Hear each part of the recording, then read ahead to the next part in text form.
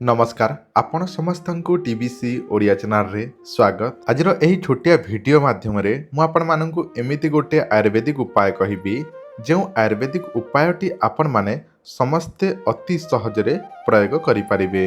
एमिति अधिकांश पुरुष माने अछंती जो पुरुष मानकर गुप्त रोग थाए जेमिति कि तांको शीघ्र पतन हेउथाए, गोटे 2 मिनिट रे बाहरी पडुथाए, तांकर टाइमिंग बढ़ू न थाए टोटाली, ता सहित सेमानंकर से जिनिस पूरा हल्का हो जाए, कहबाकू गले तांको लिंग शिथिलता पड़ी थाए, ताहा द्वारा तांकर धातु पतला मध्य होई थाए। केते जनंकर झाड़ा परिस्रा रे मध्य धातु चली जाउ थाए बा पड़ू थाए, ता सहित स्वप्न दोष अधिकांश हेउ थाए, ता सहित अधिकांश लोकंकु शीघ्र उत्तेजित हेउ न थाए बा शीघ्र तांकर से जिनिस माने उत्तेजित हो न थाए, माने उठू न थाए, ए सब समस्या होई थाए। किंतु आजिर एही वीडियो रे मु आपण मानकु एमिति एक उपाय कहिबी, एमिति एक आयुर्वेदिक उपाय जो उपायटी अति सहजरे करि परिबे।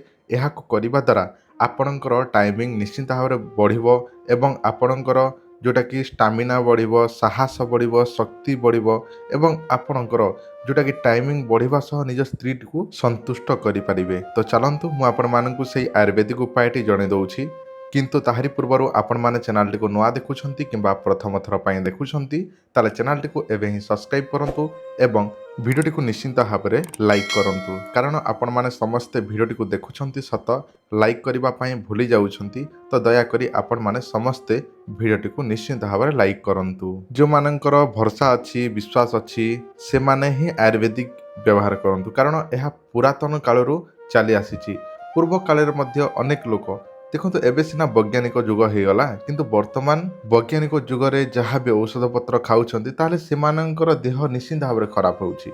हठात तांकर से वैज्ञानिक जुग साइंस पाई ही शीघ्र काम करुची औषध पत्र, किंतु एलोपैथिक मेडिसिन हठात काम करिवो एवं किछि दिन भितर साइड इफेक्ट देखिबो। किंतु आयुर्वेदिक कोन करे ना मूलरू से रोगटी को शेष कर दिए, मूलरू ठीक करि थाए। तो चलंतु मु आपण मानकु सेही आयुर्वेदिक उपायटी जणाउछि।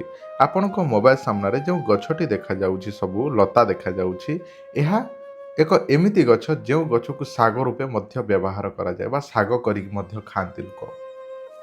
एही गछर ना हेउछि पुनर्नभा। एही पुनर्नभा गछ आपण जे कोनसी स्थान रे देखंती से गछटी को आपण जेमिति मध्य आणंतु, आनी सारला परे ताकू धोई दियंतु, धोई देला परे ताकू सुखेई दियंतु। संपूर्ण भाव में सुखी गला परे आपण गोटे काम करंतु, ग्राइंडर रे अति सहज ग्राइंडिंग कर दियंतु, संपूर्ण भाव में पाउडर हो जिवो। सेही पाउडर टी को आपण जदि प्रतिदिन रात्र समय रे बुझिले, जदि रात्र समय रे क्षीर रे गोटे चामच पकेइबे एवं ताकू फेंटिकी सेवन करिवे, भल भाव में मिश्रण करदेबे कहबाकू गले, आ ताकू सेवन करिवे रात्रि शोइबा पूर्वरु।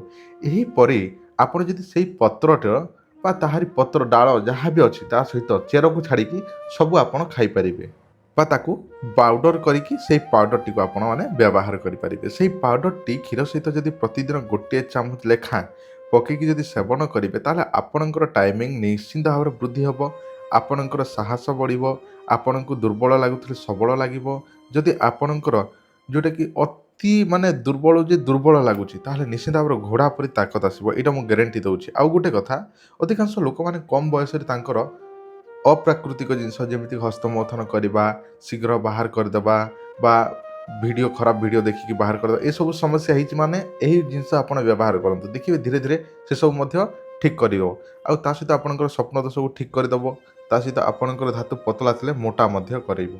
आउ आपण मानकर टाइमिंग निश्चित भाव में वृद्धि हबो, ताहा द्वारा आपणकर स्त्री मध्य संतुष्ट हबाकू लागिबो। जदि आपणकर इच्छा शक्ति अछि ए सब निजे व्यवहार करिबा पई ताहले आपण माने करंतु, आउ जदि व्यवहार करिबा पई इच्छा नाही ताहले आपण माने केबे हेले करंतु नाही।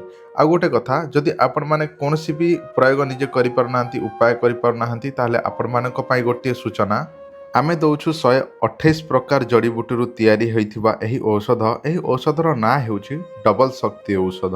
एही औषध जदि जड़े पुरुष व्यवहार करिवो ताहले पुरुषत्व निश्चित भाव फेरी आसिबो एवं टाइमिंग बढ़िबो। जदि आपणकर से जिनस हल्का हो जाइछि टाण हबो, जदि आपणकर धातु पतला थिबो मोटा हबो, आपण निज स्त्री सहित 45 मिनिट 30 मिनिट 45 मिनिट पर्यंत निश्चित भाव में कन्स्टांट आपण माने ମିଳନ କରିପାରିବେ। ଏଇଟା ଜାଣି ରଖନ୍ତୁ। ଏଇ ଔଷଧ ସବୁଠାରୁ ଶକ୍ତିଶାଳୀ ଆଉ ଏଇଟା କୌଣସି ସାଇଡ୍ ଇଫେକ୍ଟ ନାହିଁ ଏଇ ଔଷଧର। ଏଇଟା ଜାଣି ରଖନ୍ତୁ। କାରଣ ଏହି ଔଷଧ ଯିଏ ମାତ୍ର ଥରେ ବ୍ୟବହାର କରିବ ଜୀବନ ଥିବା ପର୍ଯ୍ୟନ୍ତ ତାହା ଶରୀରରେ ଘୋଡ଼ା ପରି ତାକତ ସବୁବେଳେ ରହିବ। ଏହି ଔଷଧ ଗୋଟିଏ ଡବାକୁ 1500 ଟଙ୍କା ପଡ଼ୁଛି, ଯେଉଁଟାକି 60ଟି ଗୁଲି ରହୁଛି। ସକାଳୁ ଗୋଟିଏ ଗୁଲି, ରାତିରେ ଗୋଟିଏ ଗୁଲି ଖାଇବେ। ଆଉ ଏହିପରି 3 ମାସ ଆପଣ ଯଦି ଖାଇବେ ତାହେଲେ 3 ମାସ ଭିତରେ ଆପଣଙ୍କର ରିଜଲ୍ଟ ଆସିଯିବ। ଆପଣଙ୍କର ଟାଇମିଂ କେମିତି ବଢ଼ୁଛି, ଆପଣଙ୍କର କେତେ ଟାଇମ୍ ଯାଉଛି, ଆପଣ ନିଜେ ବ୍ୟବହାର କଲେ ଜାଣିପାରିବେ। ଆଉ ଯଦି ଆପଣଙ୍କର ଅଧିକା କିଛି ଜାଣିବାକୁ ଚାହୁଁଛନ୍ତି, ନେବା ପାଇଁ ଚାହୁଁଛନ୍ତି, ତାହେଲେ କେମିତି ନେବେ ଜାଣନ୍ତୁ। ଏଇଟା ଆମର ହ୍ୱାଟ୍ସଆପ୍ ନମ୍ବର। ହ୍ୱାଟ୍ସଆପ୍ରେ ଆଡ୍ରେସ୍ ଦେବେ, ପେମେଣ୍ଟ କରିବେ, ବାଇ ପୋଷ୍ଟରେ ଆପଣଙ୍କୁ ପଠାଇ ଦିଆଯିବ, ଯାହା କେବଳ 5ରୁ 7 ଦିନ ଭିତରେ ଆପଣଙ୍କୁ ପହଞ୍ଚିଯିବ। ଯଦି ଆପଣଙ୍କୁ ଦରକାର ଅଛି ତାହେଲେ ଆପଣମାନେ ନିଶ୍ଚିତ ଭାବରେ ଆମକୁ ଏହି ନମ୍ବରରେ ଯୋଗାଯୋଗ କରନ୍ତୁ। ଧନ୍ୟବାଦ, ନମସ୍କାର।